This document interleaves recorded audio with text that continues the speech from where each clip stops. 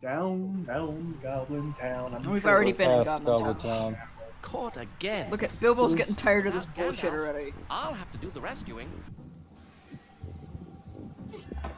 Yeah, and also all the goblins wore hot Better not pants let for some those elves reason. catch me. They did. Or we'll never make Hot it out pants of and here. little Durbans. So this entire section is a stealth section. You cannot touch the elves, you cannot be seen by the elves, you cannot breathe near the elves. Oh shit! I just realized I subconsciously drew Dorothy with hot pants. Just imagine this section, but like the elves keep dying and Bilbo has to hide the corpses so the others don't realize something went wrong. Metal Gear Solid, essentially. Is it so even though you're invisible, you can't walk around these idiots? They're elves. The ring will periodically drop off of your finger. They're also elves. They got hyper elf senses of elfness. Not really. Oh, These so elves they're are kind of D&D elves. stupid. These elves are so they're kind of D&D elves. stupid. They're kind of stupid. Alright? It's kind of No, like, DB elves. You can clearly hear Bilbo's footsteps, but the elves keep going, is that the wind? It's like, yes, it's the wind. It's the wind that sounds like footsteps in an underground cave. well, if there was an invisible guy around, I don't think I would be able to understand it either. To be completely honest. I think if you clearly heard footsteps, you might think, there's something not right here. Yeah, but how could you put two and two together that there's an invisible midget walking? Hearing the slap of bare feet. Well, magic rings exist naturally in the universe, so. Yeah, this is true. Like invisible rings are a thing. Luckily, the elves do not look up ever. Well, yeah, it's actually a key component of ninjutsu is that most people don't look up beyond a 40-degree angle, which is a real-life used ninja trick where they just stand right above. That's why Bort, the shitty ninja, hangs there. The only reason why I see him normally is I played the game before and I know his bullshit. Well, I thought that was also because you were in a third-person perspective. Well, the first time I'm playing it, Bort got me every time. Isn't Bort Naruto's kid? It's also the shitty ninja we call in the Nile. That specific shitty ninja. You're thinking Boruto, not Bort. I'm pretty sure his name is Bort. It's Bort. It's Boruto. Isn't there that scene where Naruto's at the store looking for custom license plates and he finds one that says Bort and he's like, finally, a name for my son! No. Okay, so anyway, I was under the impression that the Wood Elves, and I think these are Wood Elves, right? Yes. They were always... And then his wife was like, honey, I think it's a bit too late for that. Come on, Bort's a good name. Oh, name. Oh. I was always under the impression that the Wood Elves were kind of not as elegant and nice and smart as normal elves. Like they're blatantly kind of hillbillies. But the elves are basically the same in Lord of the Rings.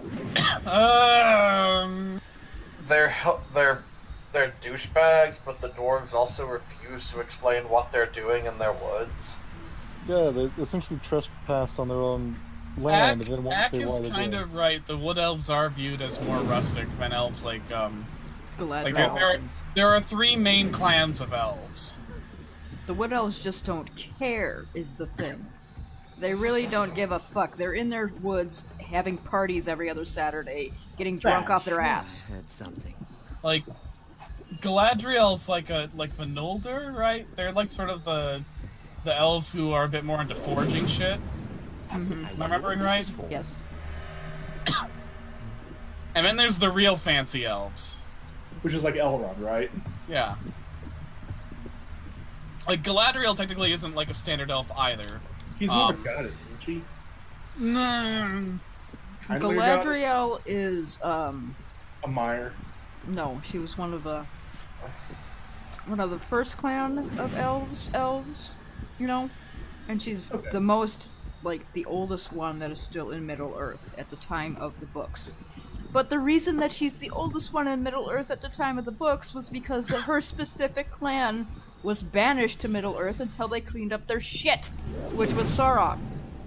Mm-hmm. I thought they just killed a bunch of people for no fucking reason. That was fine. They killed their own people because Sauron, like, goaded them into doing it, and then they chased them when they weren't supposed to, when they were just supposed to stay in heaven and chill out. And they went against the word of the gods, basically. I cannot explain the plot of the goddamn Silmarillion in 5 minutes, alright? I mean, we got 40 minutes, to be honest. I'm not going to explain the plot of the Silmarillion. Let's put it like that. But, read on your own time. It's just that I remember in the movie that Galadriel, or rather in the game Battle for Middle-earth. I know that's not canon. You shouldn't. It is absolutely canon. Peter Jackson told me. But, let me go on. Is that when you get the One Ring in any game, you can either, depending on what side you're on, you either get Sauron or you get Galadriel, and she's like a green woman. That's And I game figured she was the mechanics. same thing as Sauron, basically. At least power level wise, what she is wise, etc., etc. That's game mechanics. It has nothing to do with the lore. She's the closest fulfillment to a super unit. Because the mechanics-wise, when you get to One Ring, it's more of a super unit. You got the Golden Stitch, so you can use your super unit.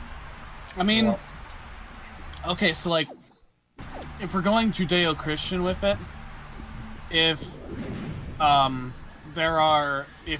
creatures like Gandalf and Sauron are like lesser angels, and creatures like Morgoth are like archangels, the elves would sort of be roughly equivalent to Djinn in Islam, where they're not quite on the level of angels, but they're a little bit more supernatural and powerful than actual mortal humans. That's implying that humans. So basically, they'd be like You and your companions will tell pagan us no gods more. or animate spirits that Fear that we are the stubborn ones to they keep your just friends locked in included our cellars. in the Kind lore. of, sort of, like, To get into the I feel like cells, you need Djinn are a crystals. really good reference Delving because through Djinn the also jungle fulfill the same first, similar Christ story role, where like Be wary they're of the other they're the worlds, race Wilbur. of I am the only friend you have of here. beings that were made to rule the earth before men came, before men were made to do it better. So basically like Niflheim or something. Yeah, a little bit like Nephilim if you want to go Christian with it. Well, I mean, Lord of the Rings did take an awful lot of inspiration from Christian mythology and Norse mythology. And So, like, yeah. So like the elves they're not quite as divine as angels, but they're a bit more divine than humans. And in Galadriel's case, she is a particularly powerful elf. So while she wouldn't really be comparable to Sauron, she still is a very formidable figure for good. Yeah. She's basically the only thing keeping Sauron out of Lothlorien at the time of Lord of the Rings. Because she's So, using are her we ring supposed to hide it. So are we supposed to be able to understand what she's saying? Who? Galadriel. No. Because she starts ranting about what she'll do if you give her the ring, but I can never get a word of it. Instead of a dark lord, you shall have a queen. Not dark, but fair and beautiful as the dawn. Something... As tempestuous as the sea. As tempestuous as the sea. All shall love me and despair. So basically, Which, you know, when I was a kid, I was like, awesome deal, here you go, have this jewelry. Wait, let me get on one knee. when she said "love Be me," my dark queen? she sounds more. It sounds more like she would be like "love me" or "fucking else." That's kind of what it sounds like. Sweet, great deal. Here you go, ma'am. I mean, she couldn't make it worse. She couldn't be worse than Sauron, right? The Oh, problem is she could be. The ring would eventually cause her to be as bad or A recurring theme in Middle-earth stories is the idea of supremely powerful beings who start off with good intentions, but as they try to wield their power more and more, they slowly twist into dark perversions of what they used to be. Sauron didn't start out evil. Sauron's whole philosophy was, this world needs to be more orderly. I have the right idea. I'm going to make it ordered so that way everything is running smoothly. And it slowly became tyrannical. Yeah. Saruman fell through the same trap, and Galadriel in her past had moments where she almost went down the same road. Part of the Also- reason why Gandalf uses such a loose hand when he's in the world is that Gandalf doesn't want to fall in that trap. He doesn't want to be the person who tries to control the world like so many others before him have been. He wants to instead influence it by giving the right people the right push in the good direction. So that's why he doesn't use magic, and he kind of seems somewhat powerless. Like, okay, well, and that's why he more often sets people out on the adventure rather than leading them through it himself. He wants people to lead themselves, basically. And he wants to keep himself from falling in the trap of trying to control others. He's doing the Jesus thing of help yourself, only, Yeah. Give them a nudge literally. and hope that they do the right thing, and hope that your faith in other people wins out. And more often than not, he's right. That's one of the reasons why I really fucking love Gandalf as a character. And it's also one of the reasons that he likes hobbits, is because they don't give a flying fuck about any of this power bullshit. They don't care what's going on in the wider world. And they've found an order and justice that doesn't require a tyrant. They barely even have, like, a mayor. They don't have, like, they have sheriffs and they have bounders that keep the order. But basically all they do is wander around and make sure that nobody's stealing pies. And, like, Bilbo, stop. For the most part, order is kept by everyone being, for the most part, relatively good people who are willing to help others out of a scrape. Yeah. Except for Jerry, the pie thief. And, those fucking Saxville Bagginses. Yeah. But even at the Jerry end, the pie monger. even at the end, the Sackville Bagginses were redeemed. So. Isn't the Sackvilles the one that are trying to take Bilbo's shit back? Yeah. That's what I thought. The movie did that right. They made the Sackville Bagginses look like entitled Karens. The Hobbits aren't Hobbit Society isn't perfect, but it's very, very functional. And it's functional without the need for tyranny, because everyone just kind of looks out for each other. Yep. It's functional because most people in Hobbiton are good people. And even the ones that are kind of shitty are, when the chips are down, more willing to go with their decent impulses than their shitty ones. And, the fun thing about hobbits is they aren't explained. Mm-hmm. The dwarves and the elves and the humans, they all know where they came from. They have, like, a set story of their creation. I remember how Hobbits just popped out of the ground. The hobbits came from somewhere, and nobody knows where the fuck they came from. Well, it makes sense, because I think the story goes that J.R.R. Tolkien was reviewing a student's paper one day, and he just wrote, out of nowhere, in the hole in the ground, there lived a hobbit. He had no intention of the Hobbit fitting into Middle Earth at the beginning, but eventually the Hobbit proved to be his most popular creation, and I think, like, whether he intended to or not, hobbits did thematically fit into the stories he was crafting in Middle Earth. Yep. Like, there is a really great, like, the hobbits in Lord of the Rings aren't an odd element that has to be overlooked. They are core to that story.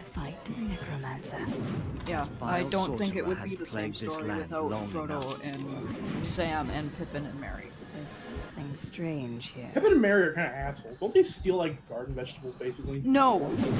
In the books, they do not. That was Frodo. I think I heard footsteps. Frodo did? Yep. Frodo was a mischievous little shit. That's also, like, a British thing, though.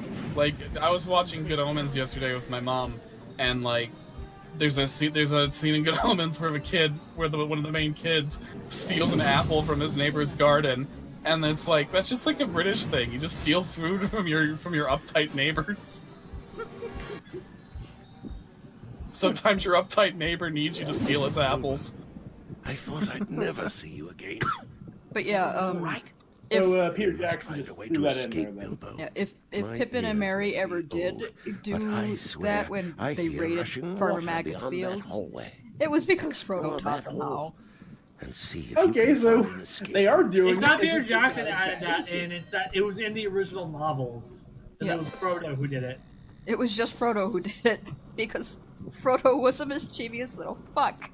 I mean, Merry and Pippin are still mischievous. Part of the thing is that, like, because the movies only have 3 films as opposed to 3 novels worth of time to spend, Merry and Pippin's personalities had to be exaggerated a bit for them to come across more. Otherwise, you'd run the risk of them being kind of interchangeable with Frodo.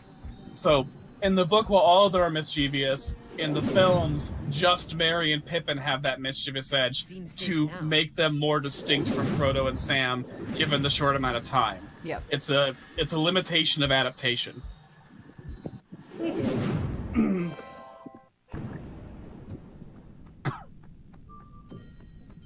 So, was it Frodo who set off the giant-ass firework in the book, or was that also... That didn't happen. That was just a thing that happened in the movies. This looks promising. A similar thing happens with Gimli. Gimli isn't quite like the "yes, let's fight and kill all the time" character in the books, but we have much less time with Gimli and Legolas and Aragorn in the films, so they kind of exaggerate the dynamic they have in the books, which results in the characters being a little bit more over the top with certain traits than they were in the actual story. Mm-hmm. So Gimli becomes more explicitly the comic relief of the trio. Legolas becomes the suave, cool one.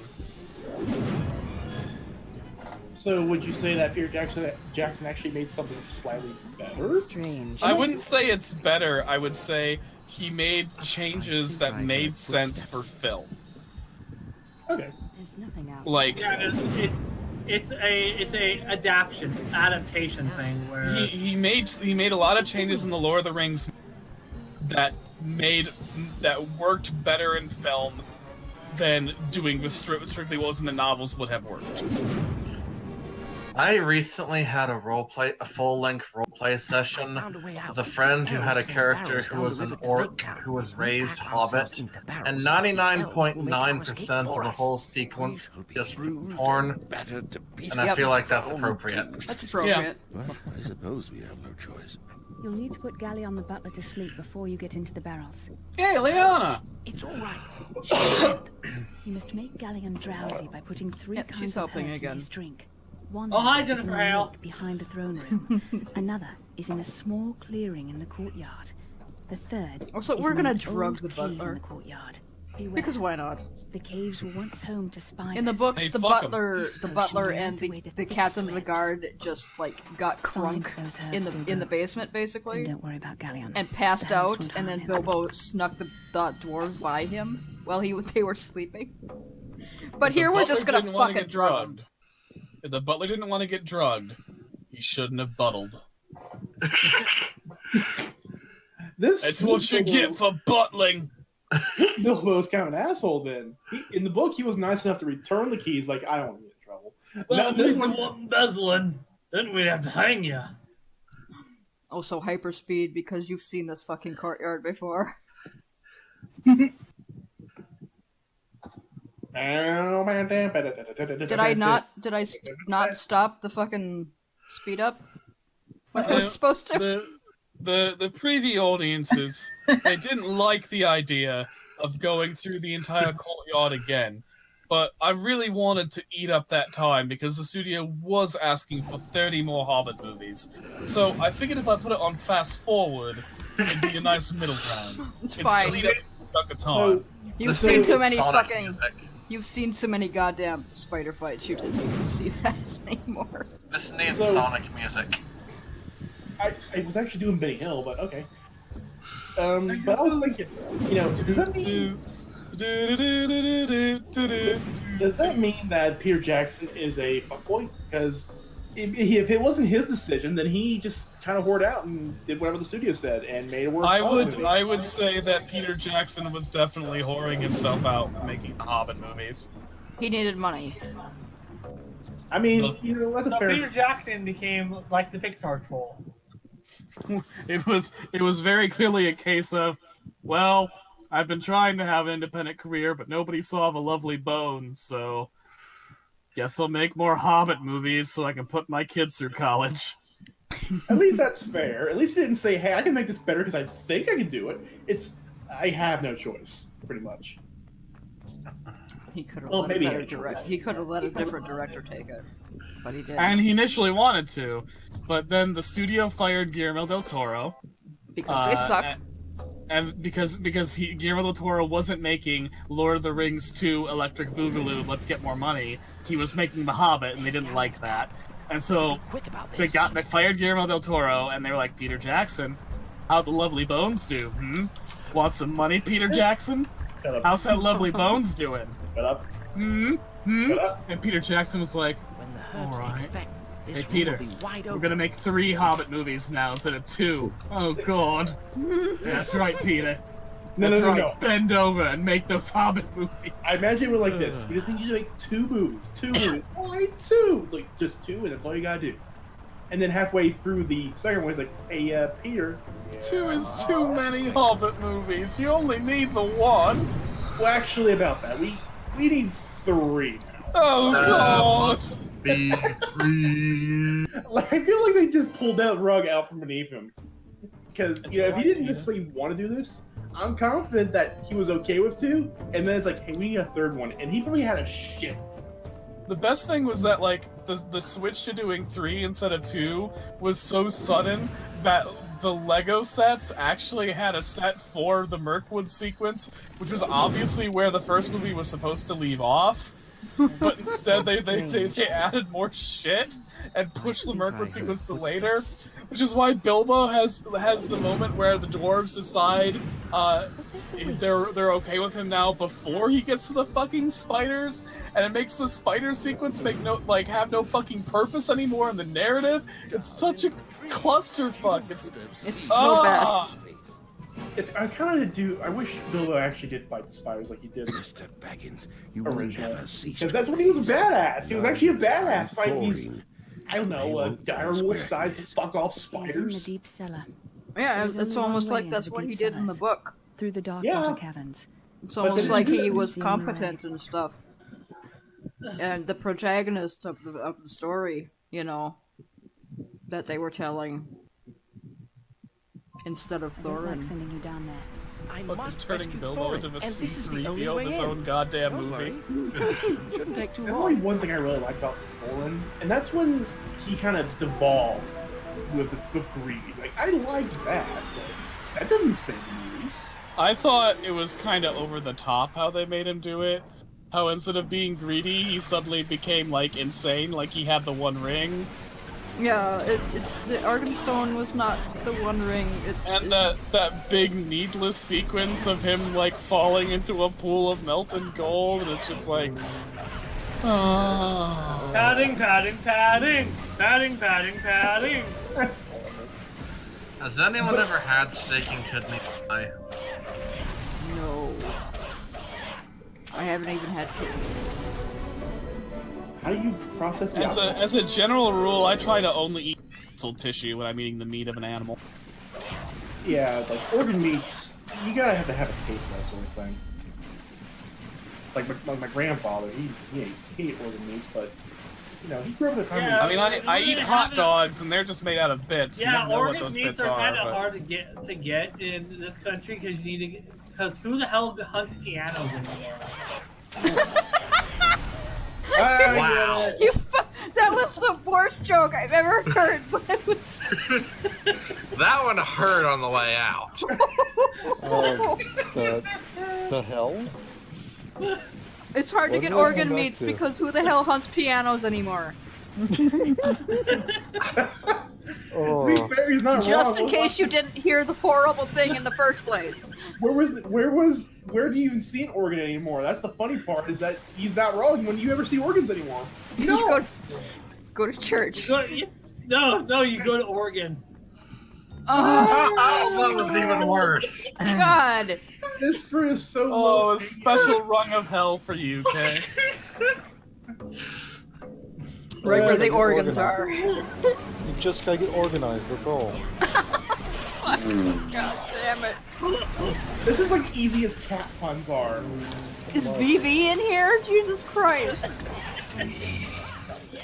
Okay, what? Well, at least they're organic. I really hate all of you. Why do I invite you to do anything? Because you love us. God. You love us every bit of fuckery juice that comes with us. Oh, harder, Daddy. Harder. Give me all I'm coming for you, Bill.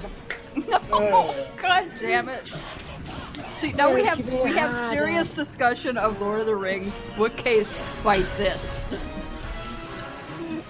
And it's kind of great. Yeah, it's almost like someone reached in deep inside and grabbed your prostate. But at least the Betamons are back. Yeah. Yep. And they're vomiting on me this time. The two-legged beta.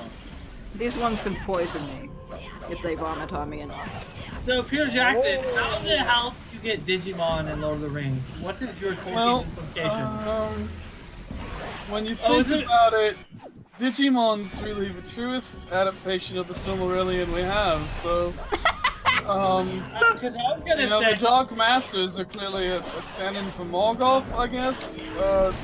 It's true to the spirit of what Tolkien wrote, and that's what counts. Also, the first season is clearly inspired by the works of Tolkien's friend C.S. Lewis, so I'm sure Tolkien would appreciate what he did. Yeah, think about it. Chronicles of Narnia is the first isekai, and why not have a bit of a crossover? Someone pass me my scotch. Also, we invited Bruce Campbell to play a part because All May Darkness is like one of the first filmed isekai. Wait. Bruce Campbell would have made the shitty Hobbit movies much more enjoyable. He would have. Can you imagine Bruce Campbell as Bilbo? Bruce Campbell as Smaug. Yes! I would love that! Yeah, that would have been great. God, he would have sold the charming but smug aspect so fucking well. Now, you said that So for Narnia was... Tabletop Smog, TT, Bruce Campbell. Can you do a Bruce Campbell? I sadly can't do a good Bruce Campbell impression. Damn it. Practice. But I wish I could. See if you can. I got a question. So you say that Narnia is the first isekai. When was it made? When was it written? The first isekai was Alice in Wonderland, we all know. I was actually going to suggest that John Carter was, because I think it's actually like 1800s written, maybe, possibly. I could be wrong. I could be very fucking wrong. Yes, but this is about children going to an alternate world. Well, I mean, isekais have adults in them. Yeah. I mean, Overlord's about a fucking salary. Same thing with Tanya the Evil. Would you... Tanya the Evil? God, I saw episode 1. Jesus Christ. What if Blackadder was an isekai? Blackadder, like the Cartoon Network show? No, Blackadder. Oh, Adder. Adder is an A-D-D-E-R of a snake. Okay. There's Blackadder is a series in Britain. It's very funny.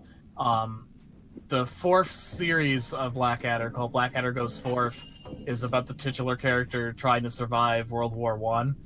And the whole plot is basically these characters trying desperately to get out of being in World War I by any means necessary, which is also kind of the plot of Tanya the Evil, except it's not World War I, it's the equivalent of World War I in some generic fantasy land, and instead of like a middle-aged British man, your main character is a tiny girl, but it's otherwise basically the same. Desperately trying and failing to get out of a horrible meat grinder war. World War II, or I guess 1, I don't know, for some reason I thought 2, but magic! See, the thing is, World War II is some asshole, or a group of assholes are doing horrible things, and everyone has to try and stop them.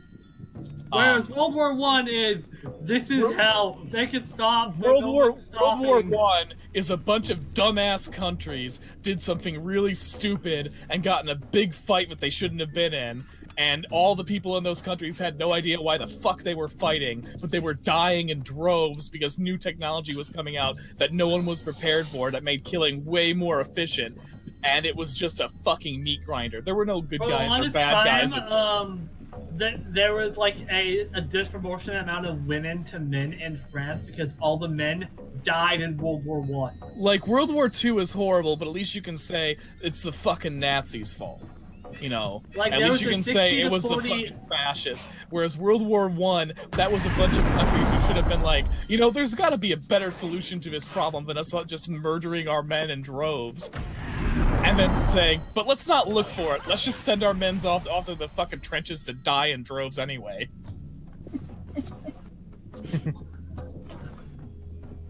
This went from Lord of the Rings discussion to puns to World War.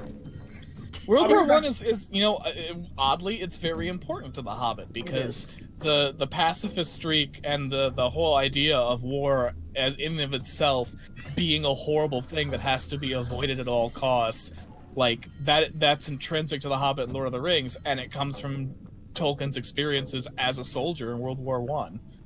As a person who knew firsthand, there is no glory in war. It's just a slog of suffering. Yeah, the machine gun had a name called the Paintbrush of Death because it was just literally you just moved it back and forth and dozens of people just died in an instant. No rhyme or reason. Just fountains of blood. It's almost like war is stupid. And like a big problem with World War I is that like technology was advancing, but tactics weren't, and as a result, you just had battles where like both sides were sending like hundreds of men to certain death for no reason other than they couldn't think of any way to fight other than that. Yep. Isn't this where Tolkien got his fear of industrialization? Probably, yeah. Because I knew he was afraid of the Industrial Revolution. And basically this... He wasn't afraid of it, he just wanted people to know what they were doing with it before they did it. He didn't like what it was causing, both in warfare and also in a society level, the way it was treating people. It's almost like he wanted the people to grow before they did it. Because you think about it, like, you know, industry started turning people into assembly line workers where humans were treated like gears in a machine, and that's literally what the orcs are described as being. You know, they're machine men. They're creatures that have been raised not to be people, but to be cogs. And it was that was the thing that he regretted, was not making that more clear. And, you know, you think about it, he's kind of got a point. Like, the Industrial Revolution did lead to a great deal of us dehumanizing the working class. I mean, I think that was still a problem today. It is. Mm-hmm. And which is why... It's why I'm physically incapable of getting a damn job. We allowed ourselves to be Mordor. So America's Mordor. Yes. Yeah.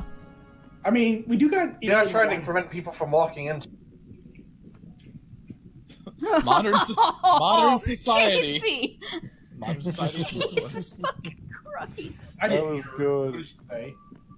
Oh. You roboted for me, so I heard just robot, then Scott and everyone reacting. It's almost like we're trying to prevent them from walking into us. But yeah, everything in America is very industrialized. How things work, how schools are operated, and everything sucks because of it. Yep, we treat people like machines. It's not as bad as it once was, like where children were forced to work in. Yeah, we don't have child labor anymore. You know, back in the days when the Democratic Party actually gave a shit about trying to accomplish things, they did some pretty good work in keeping child labor from being a thing again, and you know, fighting for civil liberties. Yeah, if they could, start doing that again, that'd be great. It's a shame that now they've decided that they can't do any of those things because it's not politically accurate, and they'd rather just kiss the ass of Republicans. Bunch of bootlicking fascist facilitators. I don't like to group people up too much. I usually just want to go for everybody in the world fucking sucks and keep it at that. Because at the very least, I hate everybody equally. Everybody gets my love. I hate fascists a lot more than I hate these. Yeah, that's fair. And I hate Republicans a lot more than I like you. I don't hate bootlicking centrists, but I wish we would stop voting them into power and instead vote people who actually want to do shit. I want centrists who tell the right to fuck off.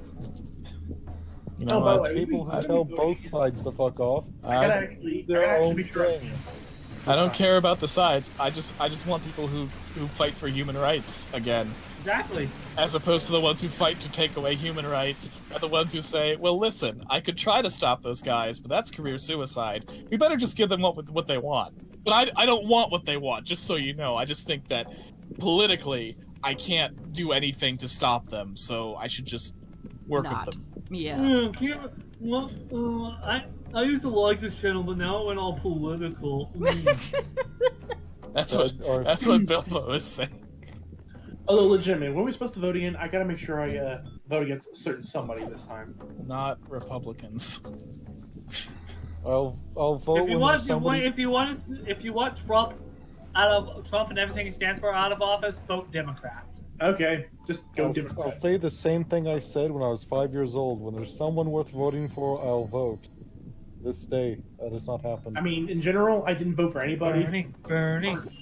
You've heard this all before. Bernie was I generally don't vote for anybody because no matter what, I'm making enemies and people will bitch at me for it.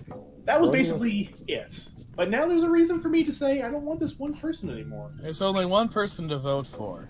And that's safe. Either way, Ak, you're going to be making an Giving us enemies, a and better if you don't do anything, you're going to have an enemy you can't deal with. Anyway, the point is, the Hobbit wants you to burn down your local mayor's office. I don't even know if we have a mayor. Commit terrorism. Yeah. This message brought to you by Bilbo Pack. Okay, TT, if you want me to commit terrorism, I legitimately will by planting bamboo seeds in the fucking neighborhood. I will do it. Yeah. And then blow up your neighbor's house. Can't I just because if you plant bamboo, it doesn't go away. That's called bamboom, bitch. No, I bamboozled everybody. Bamboom, bitch. So, Anyway, do the elves have to do this every time they want to see Thorin? Like, go through all this shit? No, it's just the only way that I can get down here without being seen. Because, you know, my ring keeps falling off every 5 seconds. I mean, does this thing shrink to fit around a person's finger? Not in this universe. Not in the Banjo-Kazooie version I of the missed. Hobbit. No. It hasn't attuned to Bilbo yet. It hasn't been 24 hours. Pretty sure it's been more than 24 hours. It's basically, it doesn't have enough power 24 because hours out of game time. We're talking D&D. And some DMs are like that. It's just a little bitch, is what it is. The ring is being a little bitch, and I'm being a little bitch back by stealing the Elf King's entire treasury. Also, it'd be hilarious if my Warlock got the fucking ring. We'll have to see what happens there. It's not guaranteed who's gonna get the ring. That's a big question. Who's gonna find the ring? Well, Frodo clearly has it. He has a whole song dancing around it. Yeah, but in his D&D game, where we're in place of the fellowship. I have a question about the ring. Yes. You Does it can't have watch to go it. on your finger? What was that? Does it have to go on your finger? We have clearly established that Gollum wore it on his cock. It was clearly way too big for his finger when Bilbo picked it up in this video game. So yes. You know what? I'm gonna tell you guys to go watch Robot Chicken. And leave it. I don't want to. That's what you're referring to.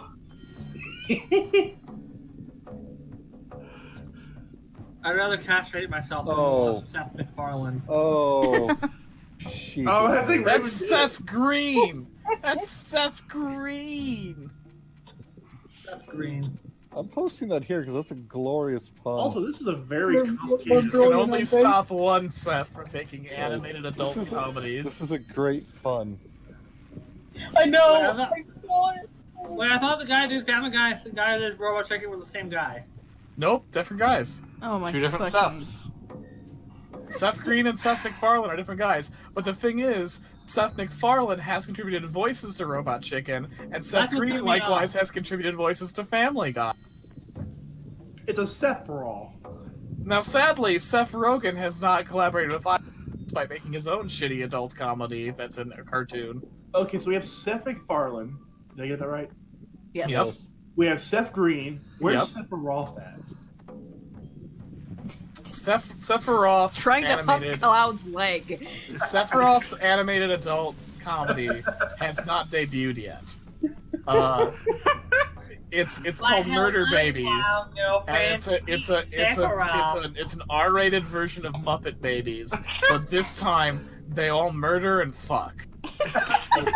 That literally sounds like Also- a South Park thing. I want you to know that's Also- actually a movie. I have a new Sephiroth voice Meet for the everyone Feebles? doing Final Fantasy VII Let's Play. I hope we do, to be honest. Although I don't think. Hi, Cloud Girlfriend, it's me, Sephiroth. Oh I'm my. okay with this. I'm Don't do Tifa this. Lockhart, and I'm gonna bench press a tank. No. Yes. No, Tank Ceratops. Oh. 'Cause- Okay, so Cal, are we legit gonna do that now? No. I don't know Final Fantasy VII very well. Like I said, Okay, my copy broke when I was little. I played Final Fantasy VII up until it went to the point of the lost number, and because my PS1 was like a piece of shit, I couldn't, like, the audio kept cutting out, and you can't fight the lost number unless you hear where it is. Like, they don't initiate combat until you step in just the right spot where a noise plays, and then you press A or something like that. I have no idea what you're talking So I was never able to encounter the lost number, which meant I could never progress the fucking game because my audio was shit. And that's my story of Final Fantasy VII. Okay, I guess if we ever do one, I'm gonna have to do it, even though I don't know every single little secret. Yeah, you'll have to do it, but I could do it, but I'm just not. Tifa Lockhart's gonna bitch slap a bitch. Maybe when the remake comes out and I get it, inevitably I'm going to get it. Maybe I can do it that I'll way. be back in a few minutes. I The gotta remake get looks Shannon. Alrighty. amazing. Like, they're expanding on characters who didn't get, time. They're not changing anything, severely. The gameplay is like Kingdom Hearts, and I can't help but love it for that. I wish they had made Tifa just a bit more ripped. Yeah, she needs some more muscles. I mean, Okay, like, I didn't think they would do what the one great fan artist did, where they just made her built like a fucking brick shit house. But I was kind of hoping they'd make her just a little bit jacked, because I mean, she punches robots. They gave her abs, which I appreciate. They did make her very toned, but she's still very slim. I would have liked just a bit more meat on there. I mean, I'm gonna point out something in the game real quick. Is you can open that little alleyway back there, and you can go back into the courtyard and go put in a crystal into a thing and get an upgrade for one of your weapons.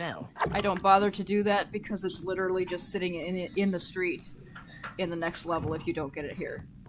okay. And it's much less fucking effort. So I just say fuck it. So everyone here is complaining about Tifa Lockhart and how she looks. It's but not a complaint. It's a minor quibble. I have no complaints with Tifa Lockhart. She still looks rad as hell.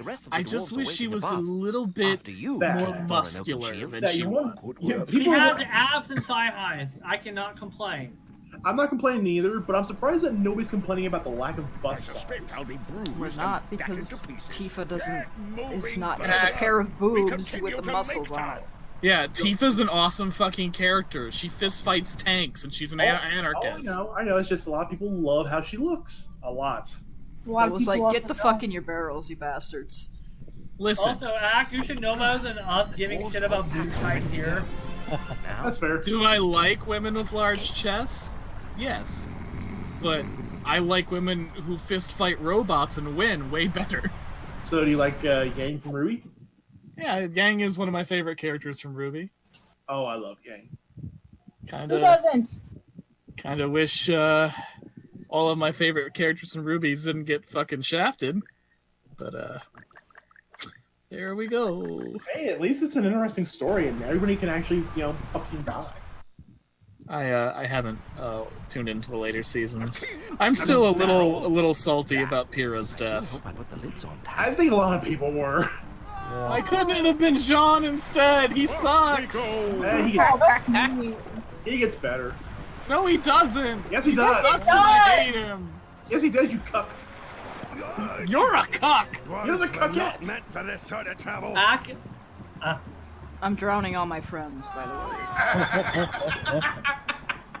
way. Like, in real life, all of you guys and my dwarf friends in the game. So, just be aware that I'm coming to your houses at night and I'm going to shove your face into a bathtub. No, you're just gonna go I cannot be drowned because Lake Michigan and I made a promise when it tried to drown me when I was 9. Not yet, it said. Not yet. I want you to know, Scatha, I'm imagining that scene from Lilo and Stitch where she's shoving the foods in the jar and shaking them violently and saying, "My friends need to be punished." What's your Vegas? Yes. Leland Callie. That is how I will punish all of you for this. So yeah, Scott's just gonna come to my house at night and just waterboard us. No, I'm just going to literally just shove you in a pool of water until you die. There's no coming back up. So, TT, did you really almost die on Lake Michigan? Yeah, when I was 9, I almost drowned in Lake Michigan. Oh, when I was 14, I almost died on Lake Erie. We got something in common. I actually, swimming. really cool thing. I fell off a dock when I was 9 years old. To my parents, it looked like I was like desperately trying to swim free, and like I got a huge gash in my leg from when I hit something underwater. But for me, I felt none of that.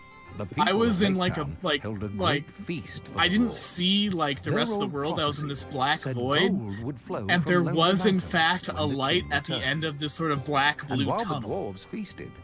And it was very peaceful and serene. And then before I knew it, I was back on dry land and I was breathing. And so yeah, all the bullshit like cliches, kind of true. And I used that sense memory for a part in my book. Which you can buy now on Amazon. Buy Tyrantus Walks Among Us on Amazon.com in Kindle and paperback. Ding! You fucking shilling shithead.